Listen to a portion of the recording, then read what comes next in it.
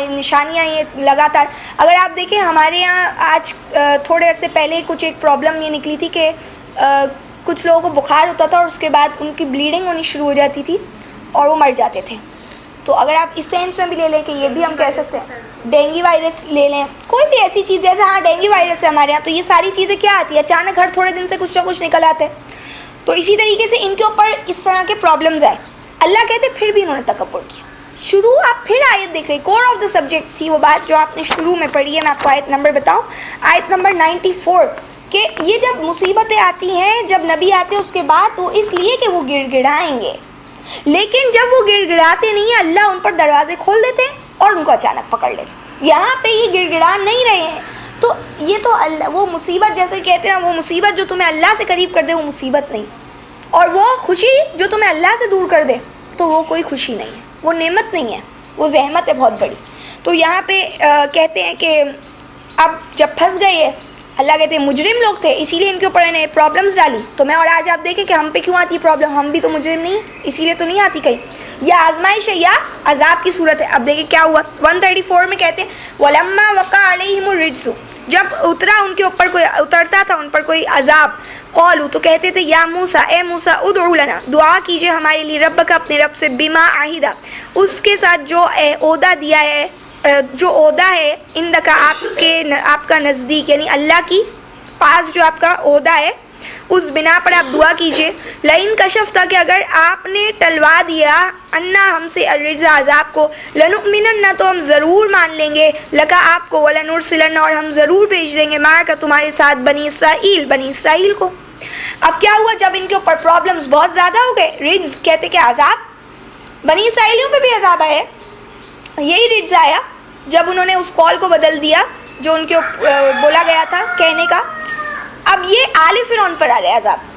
تو انہوں نے کہا موسیٰ, آپ دعا کیجئے ہمارے لیے اپنے رب سے, وہ جو اللہ کا آپ کے پاس جو عہدہ ہے, جو آپ اتنے کلوز ہیں اللہ سے, بڑے قریب ہیں, تو آپ ذرا دعا کیجئے کہ اگر اللہ نے, آپ نے ہم سے ہٹوا دیا نا یہ پرابلم اللہ سے دعا کر کے, تو یہ دیکھ رہے ہیں دوری دیکھیں ان کی, آپ نے اگر ہٹوا دیا, دیکھ رہے ہیں اللہ سے قریب نہیں ہو رہے. آج جب ہم لوگ کہتے تم دعا کر دو, تم دعا کر دو, تو کیا اللہ ہماری نہیں سنتے؟ سوچنے کی بات ہے, یعنی سوچے کہ ہم اللہ سے اپنا رشتہ کیوں اتنا دور کریں. تو کہا کہ اگر تم ہٹوا دو ہم سے تو ہم مان بھی جائیں گے اور تمہارے ساتھ بنی اسرائیل کو بھیج دیں گے. اس سے پہلے چلتے ہیں, انہوں نے ابھی تک بنی اسرائیل کو بھیجا نہیں تھا, وہی مصیبتوں میں ان کو ڈالے رکھا ہوا تھا. لیکن فرعون, موسیٰ علیہ السلام, ان کے ساتھی وہ ایک الگ ہو چکے تھے نا, یعنی وہ ایک الگ لوگ ہو گئے تھے اور یہ الگ تھے. تو بنی اسرائیل تو پورے اس کے قبضے میں تھی, فرعون تو زندہ تھا, ظاہر ہے اس کے تو لوگ موجود تھے. تو اب کیا ہوا, اب جب اس نے کہا ہم مانیں گے اور ہم بنی اسرائیل کو آپ کے ساتھ بھیج دیں گے, کیا ہوا, 135 میں کہتے فلما کشفنا عنہم الرجز, جب ہم ٹال دیتے تھے ان کے اوپر سے رجز, عذاب کو, الی اجل, وقت مقرر تک, ہم بالغوہ, جس تک ان کو پہنچنا ہوتا تھا, اذا ہم ینکثون, تو اچانک وہ اس کو توڑ ڈالتے تھے. یعنی اللہ کہنے کہ یہ وہ اللہ عذاب ہٹاتے تھے اور وہ وقت مقرر ایک ٹائم ہوتا تھا کہ بھائی اس وقت تک پھر اب عذاب ہٹ بھی جائے گا, ہٹ گیا عذاب, اور اس کے بعد ان کو ایک خوشحالی کا ٹائم پیریڈ مل رہا ہے. تو ابھی یہ پہنچے نہیں ہوتے تھے تو توڑ دیتے تھے عہد, یعنی ابھی انہوں نے کہا نا ہم مان لیں گے اور بنی اسرائیل کو بھیج دیں گے, تو ابھی تو ان کا ٹائم نہیں پورا ہوا ہے اور انہوں نے اس سے پہلے عہد توڑ دی. کیا مقصد, کہ ابھی ان کو ٹائم پورا کرنی تھی یہ بات, اور اس سے پہلے انہوں نے عہد کو توڑ دیا اور یہ کہہ دیا کہ ہمارے اوپر سے پرابلم ہٹوا دو. اچھا, تو یہاں پہ جو بات ہے کہ اللہ ان سے عذاب ٹال رہے تھے اور اللہ تعالیٰ کو یہ بھی پتا تھا کہ یہ عہد توڑتے بھی ہیں, پھر بھی اللہ نے ان کو یہ نہیں بولا کہ نہیں اب نہیں, میں ٹالتا نہیں ہوں اور تم نے تو یہی کرنا ہے بار بار. اللہ موقع دے, پھر موقع دے رہے. تو میں اور آپ سمجھ رہے ان کو موقع مل رہا ہے, ہم سب کو موقع مل رہا ہے آج. اگر آپ یہی ہسٹری دیکھ لو تو بنی اسرائیل جب موسیٰ علیہ السلام اور فرعون کی لڑائی ہو گئی, ختم ہو گیا, فرعون غرق ہو چکا ہے, اس کے بعد بنی اسرائیل نے موسیٰ علیہ السلام کو اسی طرح ستایا. میں اور آپ یہ نہیں سمجھے کہ اگر ایک بندہ ہے یا جو کچھ لوگ ہیں وہ بہت گھٹیا ہیں تو ہم تھوڑے سے کم گھٹیا ہوتے ہیں, بس یہی فرق ہو جاتا ہے. لیس ایول کے اوپر سارا پرابلم چل رہا ہوتا ہے, یعنی میں اور آپ کیا ہوتے ہیں, کم برے ہوتے ہیں, تو برے ہم بھی ہوتے ہیں. آج یہ لوگ کس سطح پہ برے تھے تو ہم اس سے تھوڑی سطح پہ, تھوڑے لو لیول پہ جا کے ہم بھی ایسے برے کام کریں. برا کام جو ہے نا وہ ایکسیپٹیبل نہیں ہے, چاہے وہ کسی بھی لیول پہ ہو. تو اللہ تعالیٰ ہمیں سمجھنے والا بنائے. ہم یہ نہیں کہیں ہم کوئی ڈکیت تو نہیں ہے, ہم کوئی قاتل تو نہیں ہے, ہم کوئی طوائف تو نہیں ہے, یہ بول کے اپنے آپ کو تسلی نہ دے. یہ دیکھ لیں عذابات پھر ان کے اوپر آ رہے ہیں اور اللہ سب بندوں سے ناراض ہے. اسی طریقے سے آپ دیکھ لیں بنی اسرائیل کے اوپر 40 سال تک زمین حرام ہو گئی, پیچھے آپ نے پڑھا سورہ مائدہ.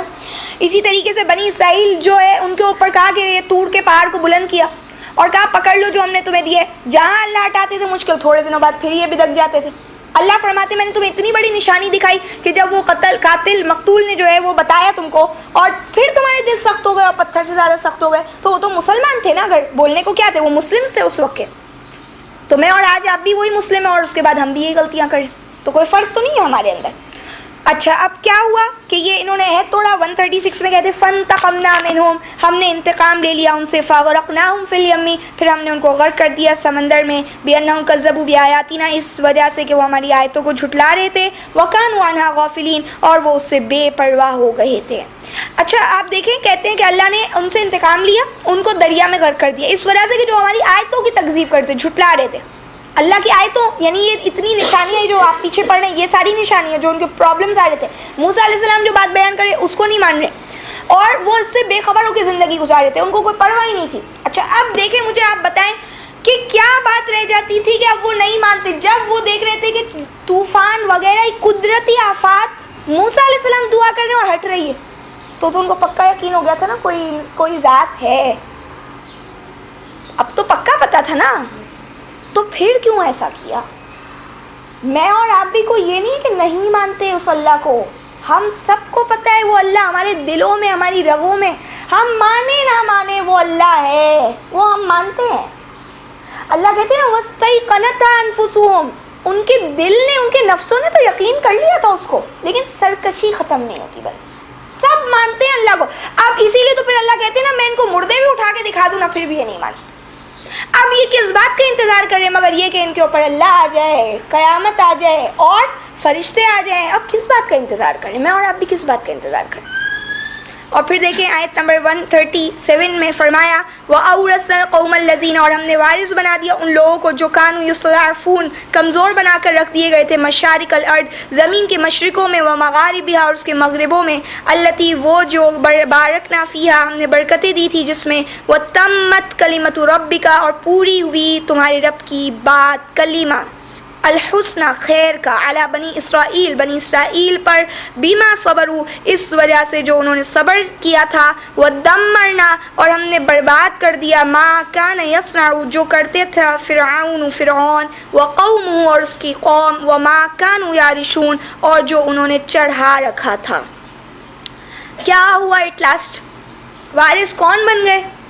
وہ جو زمین کے مشرقوں اور مغربوں میں کمزور بنا کے رکھے گئے تھے. تو مشرق اور مغربوں میں سمجھ رہے ہیں, ایسٹ ویسٹ نارتھ ساؤتھ سب آ گیا, جو ہر طرف سے مغلوب ہوئے ہوئے تھے. اللہ نے ان مستضعفین کے اوپر رحم کیا اور ان کو جگہ دی, ان کو خلیفہ بنا دیا. کیوں؟ لِنَنظُرَ كَيْفَ تَعْمَلُونَ, تاکہ ہم دیکھیں اب تم کیسے کام کرتے.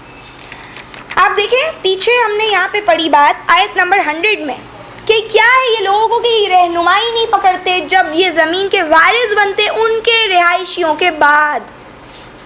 یہ بنی اسرائیلیوں نے بھی ہدایت نہیں پکڑی زمین کے رہائشی ہونے کے بعد, جبکہ فرعون اور ان کی آل جو ہے وہ تباہ ہوئی ان کے سامنے, پھر بھی یہ لوگ بھی بالکل سیدھے نہیں چلے نا.